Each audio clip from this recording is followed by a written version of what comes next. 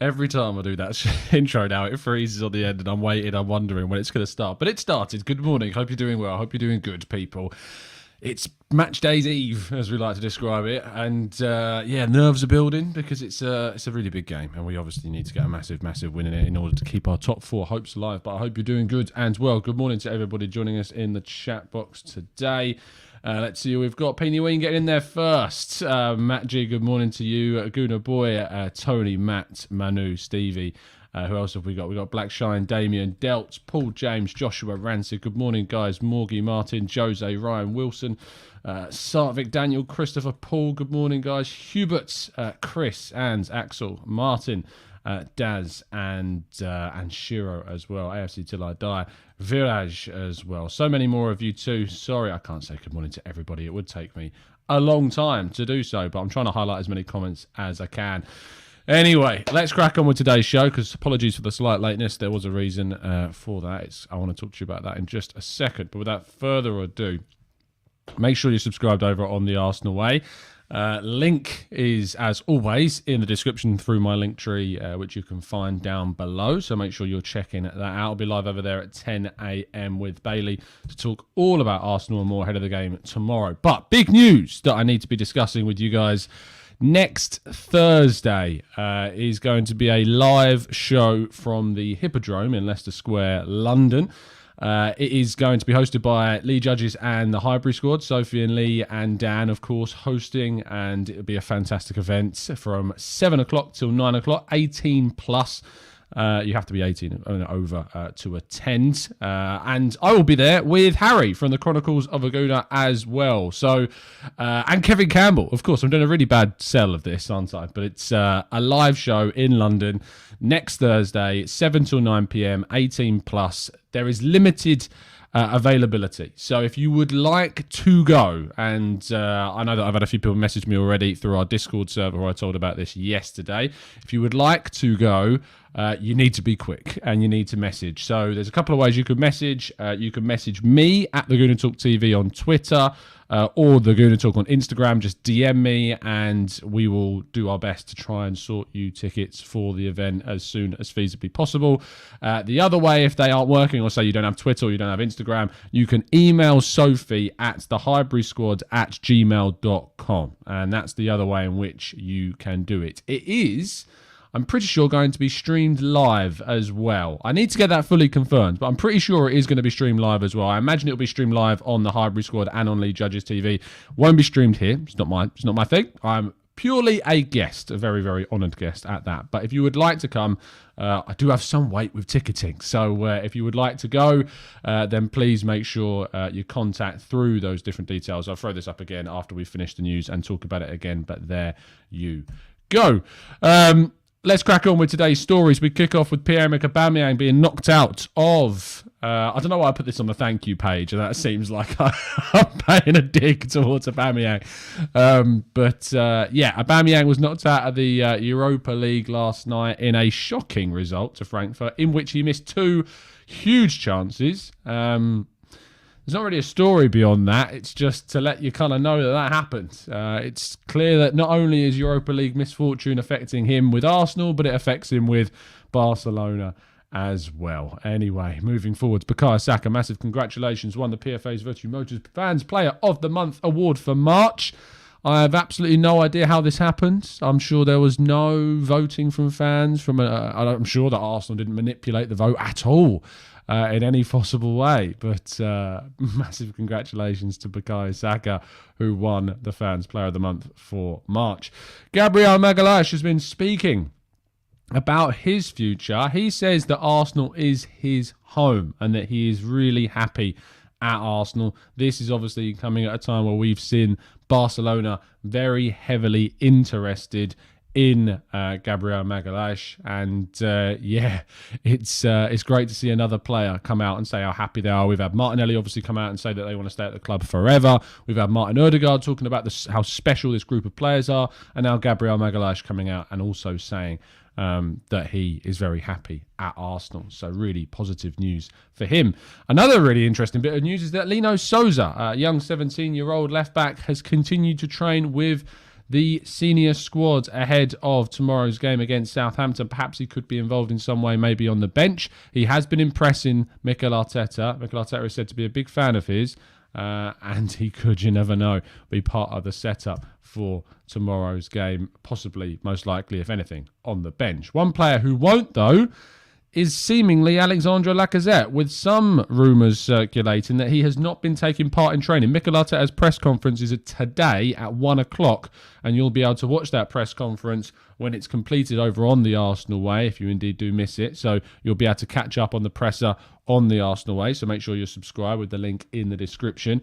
But Lacazette is apparently not been training, which means that obviously someone else will be at that striker position come tomorrow for the trip if Lacazette is not indeed fit. This is not good news. Now, no matter what I think about whether or not he should have started, and I would have stopped him from starting, I would have had him on the bench, this isn't good. Like, Lacazette, for all of the things that we've complained about, having him in the squad is still really important.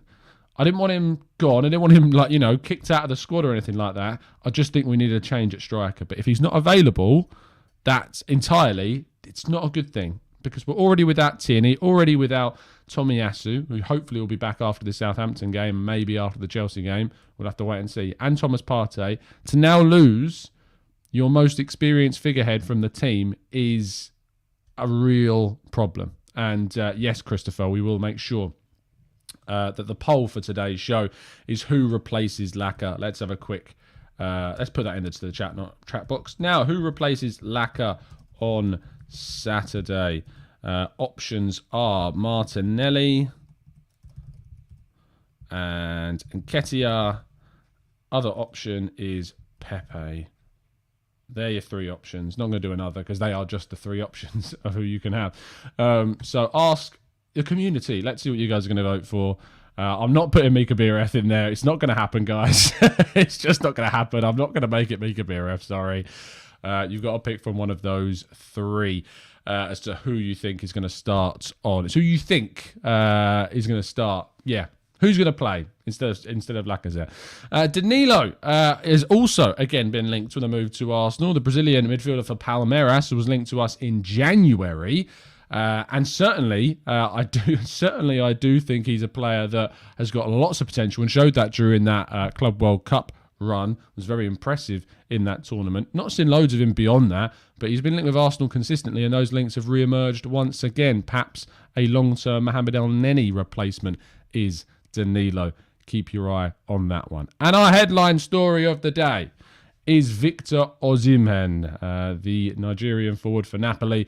Reports from Italy, from Gazzetta dello Sport, have claimed that Arsenal have now prioritised Osimhen as their number one striker option. He will effectively rise to the top of the list amongst the likes of Darwin Nunez, Jonathan David, and all of the others, Dominic Calvert-Lewin, etc.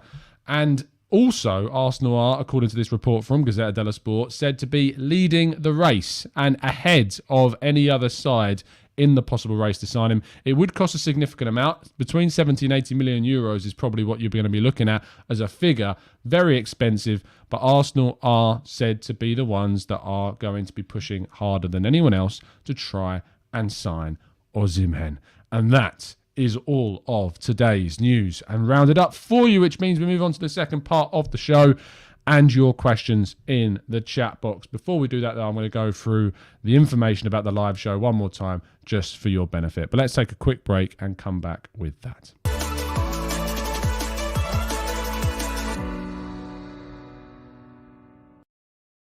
So as I said at the start of today's show, you can join us live in the flesh next Thursday, 7 till 9 p.m. at the Hippodrome in Leicester Square, London, 18+. If you would like to join myself and Harry as guests as a show hosted by lead judges Dan and Sophie from the Hybrid Squad with special guest, former Arsenal striker Kevin Campbell, you can do that by joining us next Thursday, 21st. That's the day after the Chelsea game in the evening in London. If you would like to have any chance of being in attendance of a very limited ticketing system, you need to message me on Twitter at the Gooner Talk TV, the Gooner Talk on Instagram, or if you don't have your social media outlets so I don't pass that information on incorrectly, you can email Sophie at the Highbury Squad at gmail.com. So the Highbury Squad at gmail.com. Make sure that you are getting involved in that, because it's going to be a great evening. A lot to chat about Arsenal, lots of differing opinions. You never know, you might see me and Dan have a little bit of a scrap. That'd be great. It's going to be wonderful. It's going to be a really nice conversation about Arsenal. Hopefully after a huge result against Chelsea the day before would be massive.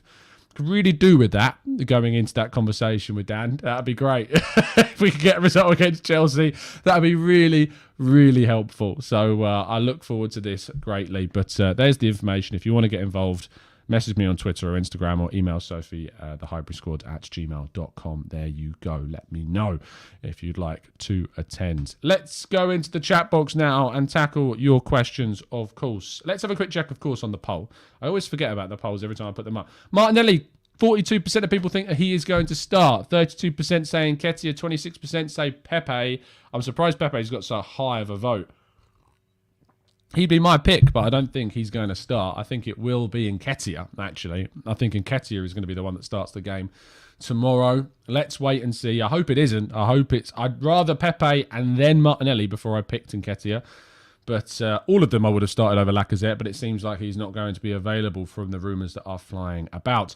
Axel says, Darwin Núñez or Osimhen. Would love both of them, pure quality. I'd lean towards Osimhen, I think. I think he'd suit what we're trying to do more than Darwin Núñez, who I also think has got, he's playing in the Portuguese league, which in comparison to Serie A, very different level.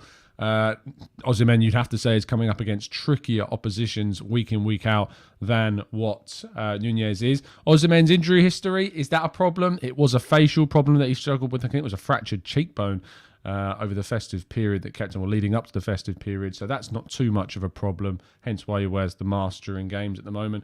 But yeah, I would lean towards Osimhen, I think, of the two. I think if he was a possible player to get, I think I would go for him. They're both going to be very similar prices, but either of them would be absolutely great for us if we could get one of them over the line.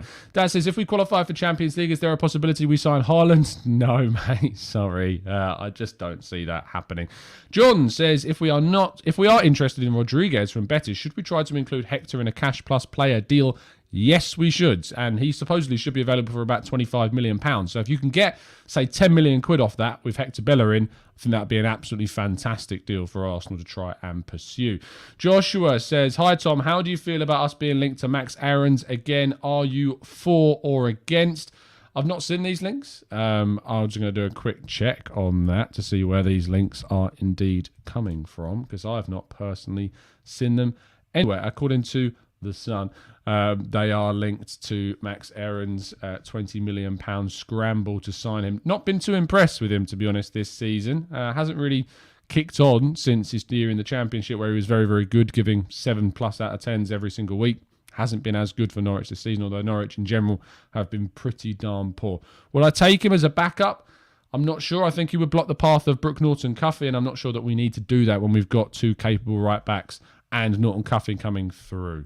Cass says, the number one striker situation will change once again, so it's Osimhen today and another striker tomorrow and next week. Cass, you know how this game works. It's just the way of the transfer merry-go-round. We report on the stories that get linked. It's going to be a different striker next week. We all know that, but it's apparently Osimhen is said to be the one right now. That's all we can say. Jeremy says, if Arteta is trying to replicate Pep's 4-3-3 with very creative 8 Silva and KDB, wouldn't the profile of a Paqueta Malinowski fit that system much more than a Tielemans or a Neves? Tielemans less so, because Tielemans, plays kind of in that 8 role and more so offensively. But yes, you're right. I think we should be looking at someone who can be more creative, more expansive and progressive with their play. So you're right, Jeremy. It should indeed. Manu says, where do you see these strikers next season? Laka, Eddie, Balogun, Beereth, Moller and Edwards. For me, it's sell, keep, loan, sell and loan. I think that Laka will go. I think Eddie will go. I think Balogun will stay. I think Beereth will be loaned. Moller will be sold. And Edwards will be sold, or not sold, but he will leave for Chelsea. I don't think he's going to stay. It's going to be very difficult to keep him at the club. His contract's running out in the summer. If we can get a new deal for him, great. If we can't, I think, he is going to move on. It's just fact. He's going to move.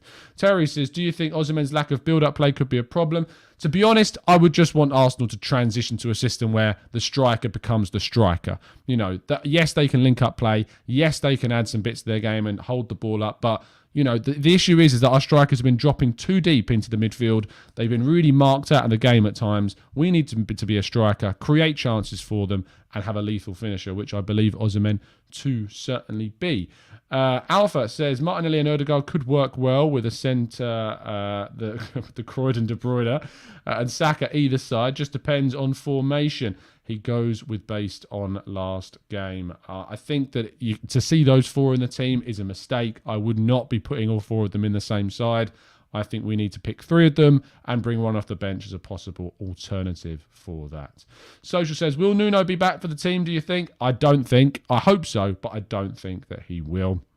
We'll have a preview show this evening at 6 o'clock as well with the members from the Discord server to talk more about that game. So make sure you're setting your alarms for 6 p.m. UK time for our preview show with some of the members. If you'd like to still come on, we've got a couple of slots. I think we need to sort those out and finalise. So if you'd like to come on the show and you remember in the Discord server, do let me know. Axel says, did you guys see Osimhen's goal against Fiorentina? Sexy thing. If not, you'll need to watch it. I haven't actually seen it, to be fair, so I'll definitely go and check that one out. Kevin says, Nkunku is the one that I would love to see at Arsenal. Very highly rated, very well courted by the likes of PSG. Don't see him remaining with RB Leipzig next season. Noel says, would you like to see Sousa at the left back and Brooknott and Cuffy at the right back in the future and maybe sell Tierney? Not so much on the last one unless you can bring in a genuinely really good player. But I'd love to see Arsenal produce fullbacks that they can bring through in Sousa and Norton Cuffy. I say produce. We signed Sousa in January from West Brom, but, you know, still coming through the youth side of things now.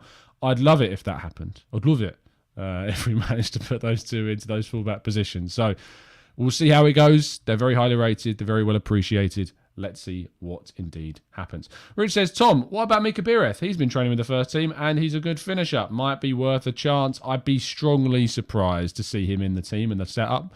I don't think he'll be picked. That's why I didn't put him in the three. I think they're the three options that are most likely to be chosen by Mikel Arteta. And 44% of people are saying they think it will be Martinelli, 29% Nketiah, 26% Pepe. Alpha says, I'd love for us to go for Scamacca. He's only just signed a new deal, Alpha, so I don't think he's going to be coming anywhere. Literally signed it this week, so he's not going to be going anywhere. Indeed. Huz says, Napoli paid 80 million for Osimhen. Why would they sell for the same price? Haven't heard any issue between the club and player. I'd do a little bit more research because there's actually issues behind the scenes with investigations going on as to the basically buying of certain players. Osimhen is involved in that, which means that Napoli could be keen to move him on as to, you know, swiftly kind of move that problem on as soon as feasibly possible. Do a little bit of research into it. It's a really good, interesting read, and you'll be able to find out all that information. Joshua says, yo, Tom, I don't know if you spoke about this. Did you see the leak of this new black and gold kit? For me, it looks like a Champions League worthy kit. Yeah, we've seen it. We did talk about it, I think, last week when it was leaked. It looks great. It's one of my favourite designs for an Arsenal kit I've ever seen. Very tight. Thankfully, I am on a bit of a health hype going up to the wedding, so who knows? Maybe I'll fit it without looking so silly. But it's certainly a kit that I'm very interested in. Surprise, surprise, Tom wants to put on a black kit. It's, you know, it's just the colour. It's the colour. And you know what really annoyed me the other day is I was talking about this kit and the leaked kits, and someone left a comment going, Tom, black isn't a colour, it's a shade. Oh, I'm sorry. I'm so sorry that I got that wrong. What colour kit do you wear? Black. You're not... Oh, sorry, I don't wear... It's not a colour, it's a shade. Grow up. Like, seriously? You're really going to come at me for that? Jesus. Sarvik says, heard a couple of rival fans telling me that Brighton game could have been drawn or won if we had some individual brilliance, and that is something that we lack. I mean, you look at Son and Kane for Spurs and you see the difference. They have that individual bits of brilliance. We have the potential for it with Saka and Martinelli, etc., but it's just not guaranteed like it is with Kane and Son. We don't have those world-class players yet. We need them, and we didn't have them during that game. MRM says, are you a little bit pleased that Aubameyang won't win the Europa League this season? Honestly, I couldn't care less. I couldn't care less if he'd have won it or not. I highlighted it in the news show because obviously it's Arsenal related, but I couldn't care less if he'd have won it or not. It probably would have been used against Arsenal and Arteta, of course. So is there a little bit of relief maybe that won't happen, I suppose? But I honestly couldn't care. I couldn't care less if he won it. He's not an Arsenal player anymore. I wished him the absolute best when he moved on. He needed the move. We needed the move. It's as simple as that. Jeremy says, no striker would fit what Arsenal are trying to build better than Gabriel Jesus with Alvarez and Haaland likely incoming. Why would our rumours to Jesus cool? I think that Jesus is a very solid option for Arsenal. I think he would not be alone. I think we'd need to go for another striker like an Osimhen alongside him, but I would be very open to him being the second striker that we go for if we do indeed go for more than one in the summer. Let's go to Fuad, who says, what do you make of West Ham last night? They have a great chance to win the Europa League. That would leave another spot available if they did win it. Yes, there's no issues with that. The only problem if they won the Europa League was if either of Chelsea, Man City or Liverpool finished outside the top four and won the Champions League. Chelsea now out. Liverpool and City are going to finish in the top four. So yeah, fourth place will still be a Champions League spot. Don't you worry about that. It's not going to be a problem. What I would say is that it's really good news that West Ham have gone through because they will play Frankfurt in the midweek before we go to the London Stadium to play them. Hopefully it's the away game. I'm not sure if it is. Let me just have a quick check on West Ham's fixtures. So they will play Frankfurt at home, frustratingly. We basically we sandwich those games. So they play Frankfurt at home and then they travel to Frankfurt the game after us. So we are in the game in between. If by that point their league season's a little bit, they're going to be resting players because they know that winning the Europa League, which is a great opportunity now that Barcelona have gone out, they are going to rest players. They will have to surely rest players. You would. It makes complete sense to rest players if you don't want to lose them for the game against Frankfurt in the second leg. Hopefully they don't batter them too much in the first leg. And the tie is still very much alive for the second one. We'll have to wait and see.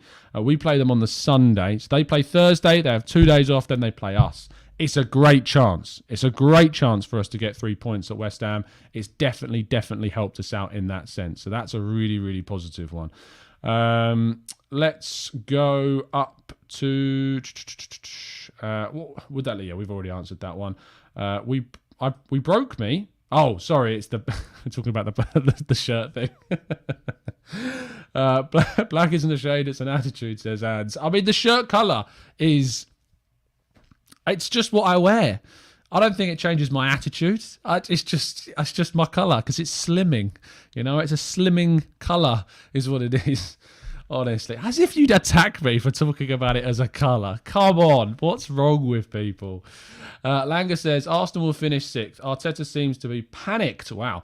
Amar says, imagine both strikers have have a combined total of 5 goals for the season. Shambles. Das says, do you think we won't sign any midfielder in the summer to promote youngsters? I think we'll sign a midfielder.